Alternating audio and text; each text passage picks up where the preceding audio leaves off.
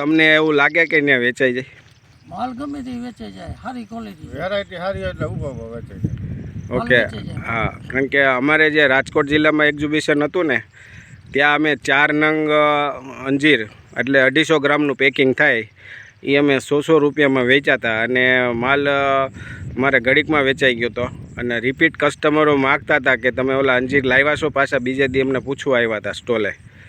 તો એનાથી મને એમાં એટલું જાણવા મળ્યું કે માર્કેટમાં પાકેલા અંજીર મળતા નથી, અને કસ્ટમરને અંજીર ખાવાની ઈચ્છા છે પણ મળતા નથી. અને મારે ઘણા ખેડૂતોના મારે ફોન આવે છે, જ્યાં યુટ્યુબમાં જોતા હોય વિડીયો, એ લોકો મને ઘણા ફોન કરે છે, અમારે અંજીર પાકેલા ખાવા છે, તો એના માટે શું એમ તમે મોકલો. પણ હું બધી જગ્યાએ પહોંચાડી નથી શકતો, તો હું ઘણા ખેડૂતોને કહું છું તમે થોડા ઘણા અંજીર વાવી અને નજીકના માર્કેટમાં તમે પહોંચાડો, કારણ કે અમે છીએ તો સુરત, અમદાવાદ અને મુંબઈ ટ્રાવેલ્સના હિસાબે અમે પહોંચાડી શકીએ છીએ, પણ આઉટ સિટી હોય કે તાલુકો હોય ત્યાં અમે પહોંચાડી નથી શકતા, કારણ કે આને બોક્સ પેક, કેરેટ પેક કરીને મોકલવા પડે. કુરિયરવાળા કે ટ્રાન્સપોર્ટવાળા લઈ નહીં જઈ શકે, સ્પેશિયલ ગાડી બાંધીને મોકલવા પડે બધી, તો પહોંચે. તો તમે લોકલ હો તો તમે ત્યાં મોરબીમાં તમે માલ વેચો તો તમારો માલ પડ્યો ન રહે, જેટલો હોય એટલો વેચાય. હા હા, એટલે તમે જેટલું અંજીર પકવશો ને એટલું પાકેલું અંજીર જ વેચાય એવું છે. કારણ કે જો આપણે જાંબુ ચોમાસામાં રાવણા જે છે તો 48 કલાકમાં ખવાઈ પણ જાય છે ઉતાર્યા પછી સ્ટ્રોબેરી છે તો 36 કલાક 48 કલાકમાં સ્ટ્રોબેરીનો ખાવાનો વપરાશ પૂરો થઈ ગયો હોય, વધીને 3 દિવસ, બરાબર. સ્ટ્રોબેરી તો આની સેલ્ફ લાઈફ તો તમને 5 દિવસની છે, બરાબર. એટલે એવો કોઈ ઇસ્યુ નથી કે આ ખરાબ થઈ જાય, ટૂંકી મુદતનું નથી. જેમ કે જાંબુ છે, સ્ટ્રોબેરી છે, એના કરતાંની સેલ્ફ લાઈફ સારી છે. તો આને પેકિંગ કરીને, સારા બોક્સ પેકિંગ કરીને તમે ગમે ત્યાં પહોંચાડી શકો, ગાડી મારફતે, ટ્રાન્સપોર્ટમાં તો નથી જતા. કાચું ઉતરે, હા, એટલે આખું પાકું જ ઉતારવું પડે કે પાકેલું ફૂલ પાકેલું હોય. હા, એટલે છેજ અધકસું હોય એ ચાલે, અને હાવ ફૂલ પાકેલું હોય ને તો એ ઝડપથી બગડે પાછું, અને થોડુંક જે કાચું હોય ને તો એ તમને બીજા દિવસે એ ખાવા લાયક તો હોય જ તે. હા હા, 3 દિવસ, 5 દિવસ લગી, અને જો તમે કોલ્ડ સ્ટોરેજ અથવા ફ્રીજમાં રાખીને કામ કરો તો 8 દિવસ લગી કામ થાય. એટલે એમ બગડવામાં સારું, પણ ચોમાસામાં ફ્રૂટ જલ્દી બગડી જાય છે, એટલે અમે ચોમાસું પાક લેતા જ નથી, કારણ કે ભેજનું વાતાવરણ હોય ને ત્યારે બગાડવા ઝડપથી થાય છે. હા, બાકી કોઈ એમાં કીડું પડતી હોય કે જીવડા પડતા હોય એવો કોઈ પ્રશ્ન નથી. છોડમાં પાનમાંય કોઈ પ્રશ્ન નથી, એમ કે ફળમાંય કોઈ એવો પ્રશ્ન નથી. આની કાયદેસરની સિઝન કઈ હશે? કાયદેસરની સિઝન અત્યારે તમે આવ્યા ને, આ સિઝન ફ્રૂટની હોય છે, પાકેલા અંજીરની. પણ આપણે અહીંયા વાતાવરણ એવું છે કે આપણે, અને આ વેરાયટીને હિસાબે કે 3 વાર આની અંદર ફાલ આવે છે. પહેલાં જ્યારે હું મલેશિયાથી રોપ મંગાવ્યા હતા અને ચાઇના મેં ખેતી જોઈ હતી, તો ત્યારે મને નહોતી ખબર કે આમાં એક જ પાક આવશે, એટલી જ મને ખબર હતી. પછી અહીંયા વાવ્યા પછી મને અનુભવ થયા 4 વર્ષમાં, તો આમાં ચોમાસું, શિયાળું અને ઉનાળું ત્રણેય ઋતુમાં આપણે જ્યારે પાક લેવો હોય ત્યારે લઈ શકાય છે, અને સારી ક્વોલિટી બને છે શિયાળામાં અને ઉનાળામાં. અને ચોમાસામાં આપણે વધારે પડતો વરસાદ હોય તો પ્રોબ્લેમ આવે છે. બાકી જો તમે ભાદરવા મહિનામાં, દિવાળી, નવરાત્રિ આજુબાજુ વરસાદ ન હોય તો પાછી ક્વોલિટી આ જ સમયમાં પાછી સારી બને છે. એટલે અતિ વરસાદ થાય એના માટે ચોમાસું પાક નહીં લેવાનું, બાકી બધાને નથી લેવાનું એવું નથી. આ સારા પાછલા વરસાદ ન હોય એના માટે તો બહુ ફાયદાકારક છે.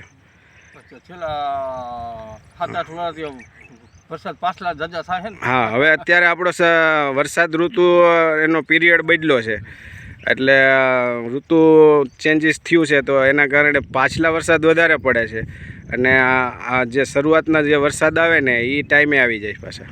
એટલે છેલ્લા વરસાદના હિસાબે થોડોક ભય રહે બગડવાનો, તો આપણે એના કરતાં શિયાળું ઉનાળું પાક જ લઈએ. એમ પાણી હોય તો શિયાળું ઉનાળું પાક લેવો. બાકી ચોમાસામાં પાક લે છે, રાજસ્થાનમાં વવાય છે, મહારાષ્ટ્રમાં વવાય છે, એ બધા ચોમાસું પાક જ લે છે. અને રાજસ્થાન ટોટલ બધા ચોમાસામાં અત્યારે એની સિઝન ચાલુ છે. હા, એટલે એવું નહીં કે તમે ચોમાસામાં ના લઈ શકો એમ. સમર્પણ અંજીર ફાર્મ, ગામ મોટા આકડિયા, 9825943531. વિશેષ તમારે કાંઈ પ્રશ્ન હોય તો પૂછી શકો. આ પૂછવાનું તો કોઈ હતું કે 12 મહિનામાં 2 વાર 3 વાર ઉપજ આવે એવું થયું ને હા 4 મહિના. હા 4 મહિને પણ એક ઋતુ તમારે છોડવી પડે. કટિંગ કરો ને, કટિંગ કરો એટલે તમારે 4 3.5 મહિને પાછું ફ્રૂટ લાગે. એટલે એક ઋતુ તમારી કેન્સલ થઈ શકે. પછી તમારે એમાં પાછી 12 મહિને કટિંગ આવે. એમ નહીં તો પછી આ ઝાડવું મોટું થઈ ગયું હોય તો પછી આપણે ચોમાસામાં હોય તો ચોમાસામાં જ કટિંગ કરવું પડે ને ત્યાં પછી ઉનાળામાં આઠમા મહિને ફરજિયાતમાં પણ કટિંગ એટલે મારે શિયાળામાં પાક લેવો છે એટલે હું કટિંગ કરું છું ઓગસ્ટ મહિનામાં. હા ઓગસ્ટ 7. હા સિઝન થાય ને પછી માનો કે તમારે ચોમાસામાં કટિંગ ફાલ લેવો છે ને આપણે નવરાત્રિ આજુબાજુ ફાલ લેવો છે તો તમારે 5મા મહિનામાં લાસ્ટ અને 6ઠા મહિનાના સ્ટાર્ટમાં કટિંગ આપવું પડે તો તમને નવરાત્રિ આજુબાજુ તમને પાક ચાલુ થઈ શકે. બાકી તો શિયાળામાંય પાક તો આવે જ પાછો રિપીટ, પણ ચોમાસું પાક આવી ગયો હોય ને એટલે પછી પાક ઓછો આવે. પછી એમાં જે ચોમાસામાં પાક આવ્યો એવો પાક એમાં ન બેસે. કટિંગ કરવા તો આપવું પડતું છે ને એના માણસો કટિંગ અમારે માણસો મજૂર હોય એ જ કરી નાખે. આપણે કના ડાયરું હા. કાપી નાખો એટલે કટિંગ થઈ જાય. હા એ 3-4 દિવસમાં બધું પૂરું થઈ જાય કટિંગ. કટર આવે એનાથી કટિંગ બધું આપી દેવાનું. અને કટિંગ કર્યા પછી એને બોડો પેસ્ટ લગાવવી પડે. જે કટિંગ થાય ને ત્યાંથી એક સીર નીકળે છે, એ સીર જો એમને એમ રહેવા દઈએ તો ત્યાં હળો થાય, ફૂગ લાગે અને છોડને આયુષ્ય ઘટે. હા એટલે એના માટે તમારે મોરથુતું અને થોડોક અમથો સૂનો બહુ નહીં નાખવાનું. નોર્મલી 2% 5% જેવો સૂનો નાખીને અને એક દ્રાવણ બનાવવાનું અને પીછીથી એને લગાવી દેવાનું. હા ગેરુંય લગાડવાનો અને બોડો પેસ્ટે અલગ છે. અને ચૂનો અને ગેરું તો તમારે થડે લગાડવાનું હોય. આ એની છોડની સંભાળ માટે છે. કોઈ છોડને નુકસાન ન થાય, કીડા ન લાગે, ઉધઈ ન પડે, ફૂગ ન લાગે, આના માટે પ્રોટેક્શન માટે આખું વર્ષ એનો.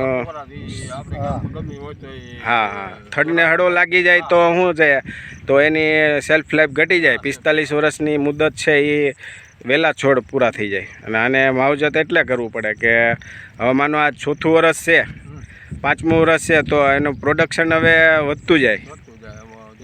હા એટલે હવે પછી તમે પાછો આ છોડ પતી ગયો હોય ને પાછો વાવો પાછો 2 વર્ષ તમે પાછળ રહી જાઓ ને. હા હવે અત્યારે મેં અહીંયા અંજીર વાવ્યા છે. જો આ અંજીર છે, આ ગાળો છે, એ ગાળો 8 ફૂટનો હતો ને એમાં મેં અત્યારે 4 ફૂટે પાછું એક અંજીર વાવી દીધું. હા લાગટ વાવી દીધા છે. એટલે આમાં એને કોઈ ગીસ વસ્તુ નડતી નથી, પણ આપણે જરૂર પૂરતી ડાળું રાખવાની અને બાકીની વધારાની કાપી નાખી તો ક્વોલિટી બેઝ ફ્રૂટ આપણે લઈ શકીએ.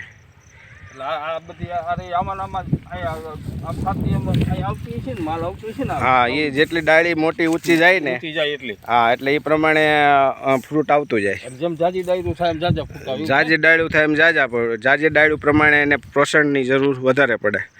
પણ એટલે જ અમે જો આ ઘાસ છે એ ઘાસ છે એ ખાતર છે. અમે ગયા વર્ષનો ઘાસ છે જો અત્યારે એ બધું કેવું પડ્યું છે, પણ એ ઘાસ એને રિપીટ બીજા વર્ષે મળે. આના મૂળ અને આના મૂળ બધા અત્યારે આમાં પાટલામાં જ છે. બરાબર. હા એટલે આ જેટલું ખડ છે એ પોષણ બધું એને રિપીટ મળે જ રાખે. એટલે અમારે નવું કોઈ ખાતર લઈને નાખવું પડે ને છોડને પ્રોબ્લેમ આવે એવું નથી. બધા એને પોષણ પૂરતું મળી રહે છે. અને કોઈ ડીએપી યુરિયા ફર્ટિલાઇઝર અને રાસાયણ નામે કાંઈ નહીં. હા જંગલ મોડલ આની અંદર કોઈ હવે વસ્તુ નાખતો નથી. ટૂંકમાં અળસિયા પુષ્કળ છે, સજીવ એટલા છે. હા સજીવ એટલા છે. અળસિયા થાય તો જ આ બધું અમને 1 વાર 2 વાર પછી એમને ખાતર સાતું જાય ને થયા જ રાખે રિપીટ. હા એ તો સવાલ વગર. અને આ જો આ કોંગ્રેસ્યુ ઘાસ છે બધા એમ કે આ કાઢી નાખવાનું, પણ અમે એને નથી કાઢતા. કારણ એક જ કે એમાંથી નાઇટ્રોજન મળે છે અને એ સુકાઈ જાય ને એટલે એની અંદરથી કડવાશ એટલી હોય છે કે જમીનજન્ય સુધારો થાય છે જમીનમાં. હા જમીનના જે આપણે કામના જીવ ન હોય ને એ બધાથી રક્ષણ થાય છે. એટલે ઘણી વસ્તુ કામની હોય છે પણ અમુક ખેડૂતોને એ બાબતનો અભ્યાસ નથી હોતો. આ રોપા છે તમારે એ બધાને તમે કેવી રીતે રોપાનું ઓલું કરો છો? રોપા અમે બધાને કેરેટ ભરીને અહીંથી બધા સપ્લાય કરીએ. અમે આ વર્ષે મહારાષ્ટ્ર, રાજસ્થાન, પછી ઓડિશા અને કેરળ, પંજાબ અને ગુજરાત આટલી જગ્યાએ અમે રોપા સપ્લાય કર્યા અહીંથી મોટા આકડિયા ગામથી. અને આ વેરાયટી ભારતમાં નથી, એટલે લોકો દૂર દૂર સુધીથી લોકોના ફોન આવે છે અને અમે અહીંથી રોપા સપ્લાય કરીએ છીએ. અને વેરાયટી તમે કપાસ વાવો અને અંજીર વાવો. કપાસ તમારા રૂના ભૂંબડા વીણી લ્યો અને કપાસ કાઢવાની તૈયારી હોય પછી અમારે અંજીરની તૈયારી ચાલુ થઈ જાય પાકની. હા, અને કપાસમાં જેટલી વાર લાગે ને એથી ઝડપથી આમાં પાક પૂરો થઈ જાય છે. અમારે 1-1.5 મહિનામાં અમારો પાક પૂરો થઈ જાય. હા હા, ખર્ચા આમાં હાથી આંકવાનું નહીં, પાણી વાળવાનું નહીં, ડ્રીપ છે એટલે ખર્ચા કેટલા ઘટી ગયા. એટલે આમાં અમે કોઈ ખર્ચા કરતાય નથી અને એમને જ થવા દઈએ તો એમને અંજીર એટલું જ મળે છે. સરસ, તમે એટલા દૂરથી આવ્યા એ બાબતથી અને ખેડૂતોને વધારે જાગૃતિ આવે અંજીર બાબતથી તો લોકો સુધી પહોંચે. અંજીર ખેતી આપણા ગુજરાત મહારાષ્ટ્રમાં સમગ્ર વિસ્તારમાં સારું એવું ઉત્પાદન અને આવક થાય એ માટે સર્વ ખેડૂતોને નિવેદન કે આ વિડીયો વધુ સુધી પહોંચે.